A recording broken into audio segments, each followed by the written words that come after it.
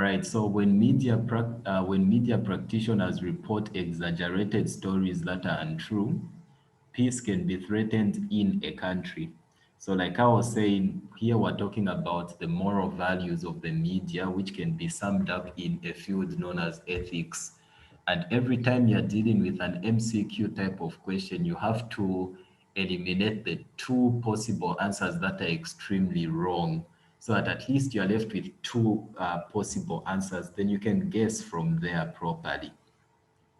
So here we're talking about two types of things. We can eliminate this option here, public opinion, which is very wrong, and responsible journalism, because here we're talking about something that is negative.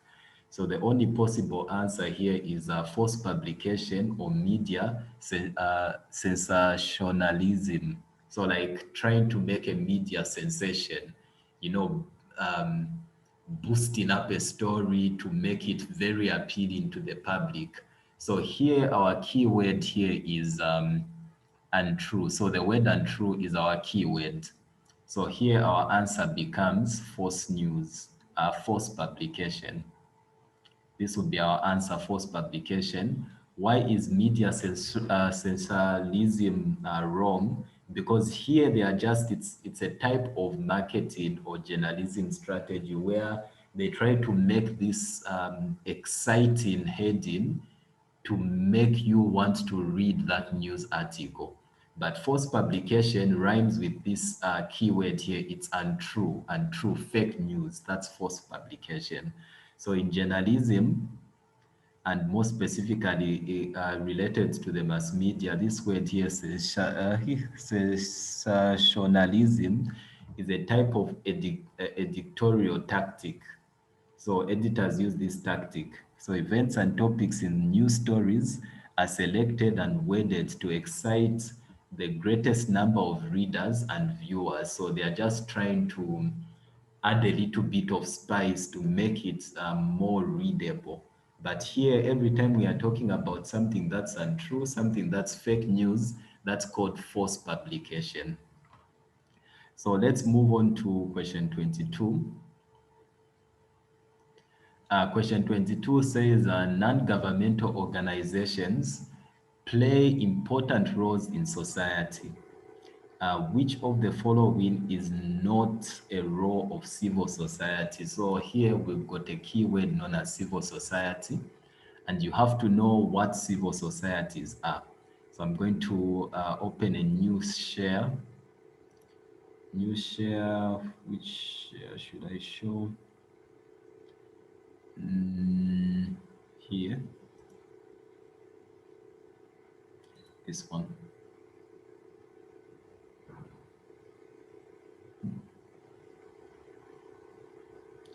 New share.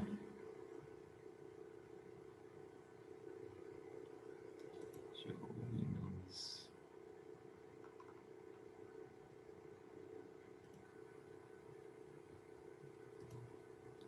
Let me do this.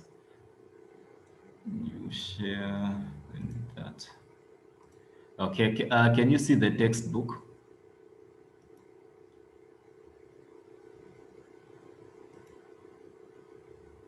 Can you see the textbook?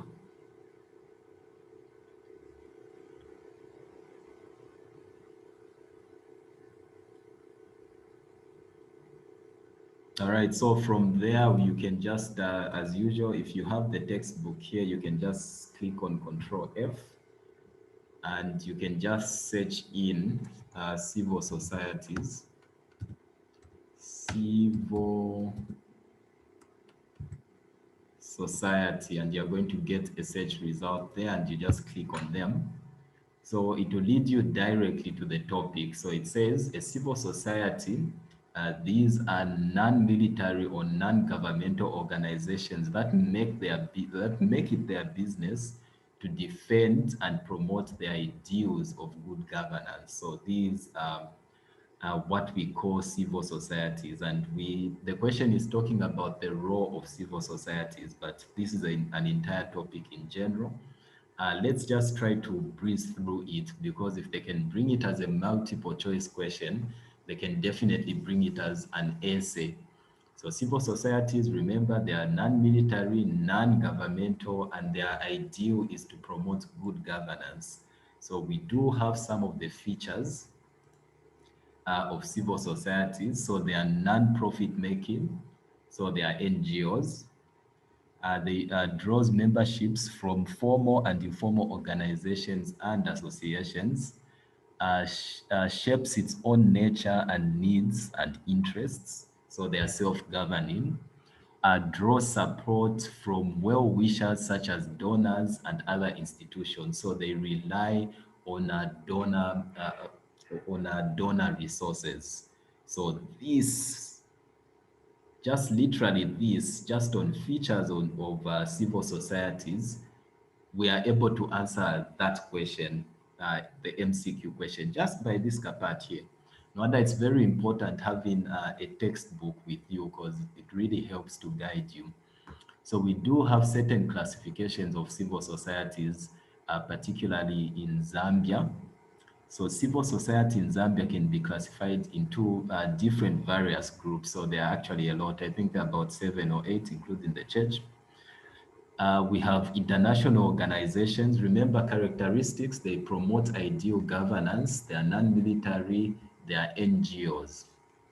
So we have international organizations like Women in Law and Development, Transparent International Zambia. We can have pressure groups because these add pressure on the government to promote ideal government. So pressure groups, these are formed to influence governmental decisions like Oasis Forum and Citizen Forum.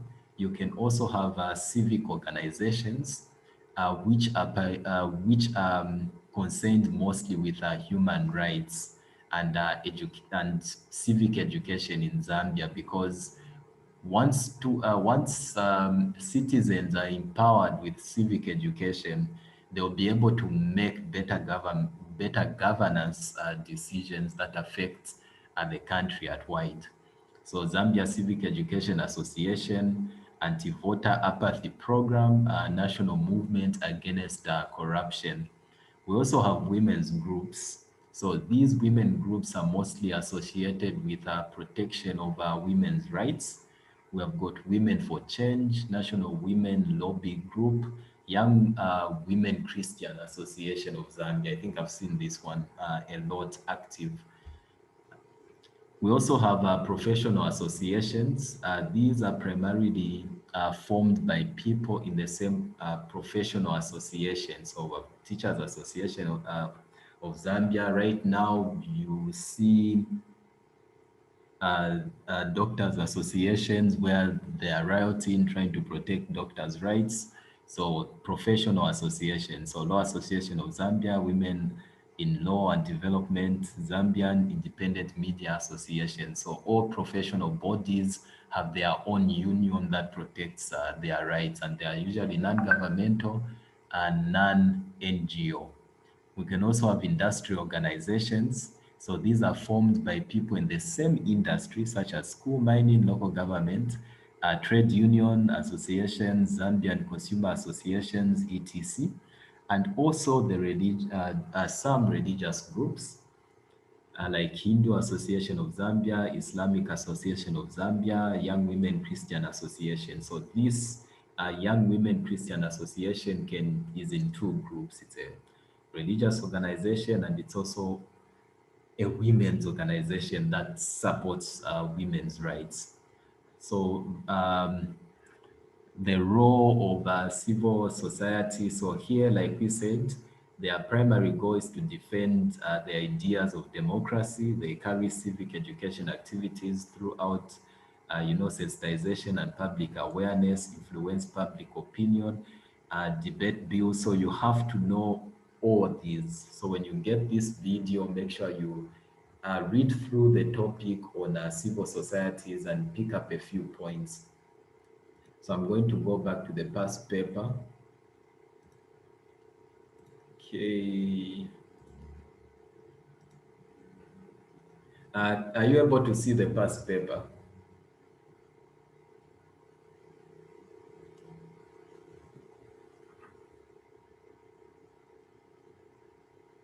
No, are you able to see the past paper? All right, don't worry, I'll send the video if you are a little bit offline. Let's aim to go up to question 25, then we can see what we can do. So based off what we've read, let's go back to question 22. Non-governmental organizations, NGOs, play important roles in society. Which of the following is not? So make sure the key word here is not. So our key word is not. So not a role of civil societies in Zambia. And I told you that every time you have this word not, the wrong answer becomes the correct answer. So act as pressure groups in society, this is true. Act as watchdogs in society, this is true.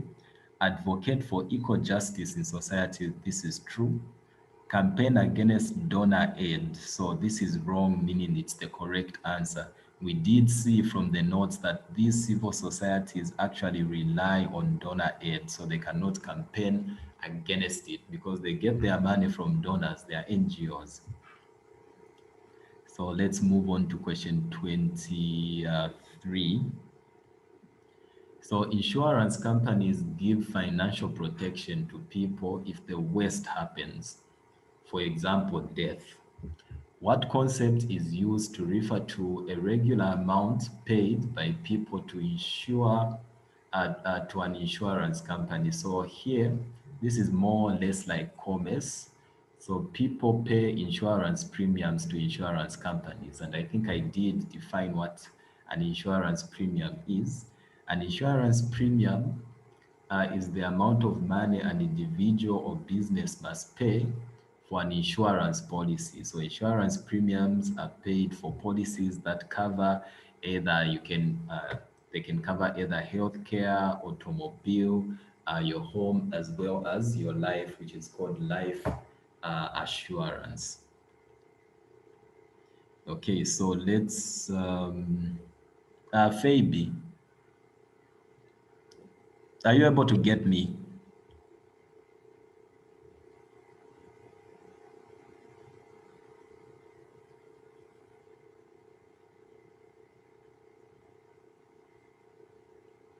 Yeah, I can't get, I hope you are able to get me.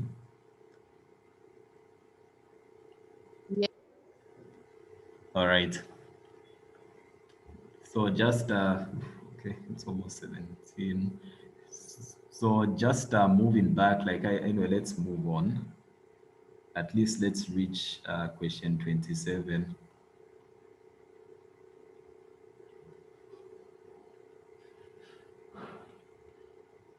Don't forget to read your notes on civil societies. I'll send this video after my class. So a dash is a place where individuals are looking for employment and are ready to work for a wage. So let's eliminate things. It can't be productivity, it can't be an investment. So here our only possible answers is either the formal sector or the labor market. And the answer here is your labor market. So I actually gave a definition there. So a labor market is a place where workers and employers interact. So you have got two people here. You have got your employees and you also have your employers, and they are interacting with each other. And in the labor market, employers compete. You know, employers want to hire the best, and then workers compete for the best satisfying job. So they are willing to provide their labor within that. Oh, sorry, they are willing to provide their skills and services within that labor market. So description, a labor market is it's an economy function with demand and supply for labor. So you have got people who are, it's practically this definition. So a place where individuals are looking for employment and are ready to work. Here, when we're talking about formal sector, we're mostly referring to, white collar jobs. You have got formal sector and informal sector, the business people, etc. So here, white collar jobs, but this definition is actually true. So we're talking about our labor market there. So question 25, which financial institution sells and buys shares and was established by an act of parliament in 1942? So the only institution in Zambia that's very, very well known in terms of selling shares and buying shares is the Lusaka Stock Exchange. It's the Lusaka Stock Exchange. But I don't know whether they made a mistake here where they said 1942 and by an act of parliament. At first, I thought it was National Savings and Credit Bank, but these are financial institutions. They are mostly concerned with financial aid, you know, giving out loans and keeping people's money. But the only company that deals with selling and buying of shares is the LUSE, you know, Lusaka Stock Exchange. But if you look at the information that I found online, Lusaka Stock Exchange was established with preparatory technical assistance from International Finance Corporations and the World Bank in 1993. The exchange opened on the 21st of February 1994, so I'm not so sure about this one, but the answer should be Lusaka Stock Exchange. So let's put a star on it, then we might come back. If I find more information, I'm going to update you on this one. I'm going to ask my sister. She has a diploma in civic education. I'll ask someone who knows this better. Okay, so, my God. Okay, let's read through this question quickly, then end here. I have to log into class, then send the video. So a teacher of civic education explains to her grade 11 class that customary laws are not codified. This means that they are not. So to code something means to actually have it written and assign a specific code so that you can have a reference to it. So here, if you can see here that to codify means to arrange laws or rules into systematic code, you know, act number this, act number that, subsection this, etc. So this process does not necessarily, you're not trying to create a new law. You're just merely trying to arrange existing laws, usually by subject, into codes. So you're trying to put it into a properly written document such that in an event where someone wants to refer to this law, they can just decode that specific law item. All right, subsection this, act this, subsection this in the Zambian constitution, etc. So this civic education teacher is actually telling their grade 11 class that this customary law is unwritten. So this means that we have got an unwritten law. So our answer here is C. So remember, I want you to read on this topic here, um, the civil societies of Zambia. So you go to your textbook. Actually, you should do it now. Just go to your textbook, just read through civil societies in Zambia, characteristics of civil societies, the roles of civil societies in Zambia, categories of civil societies. Just try and read through. Let me log into my class and I'll send you this video immediately when class ends. I'll see you tomorrow. All right. Since you're having speaker issues, I'll end the meeting and I'll see you tomorrow.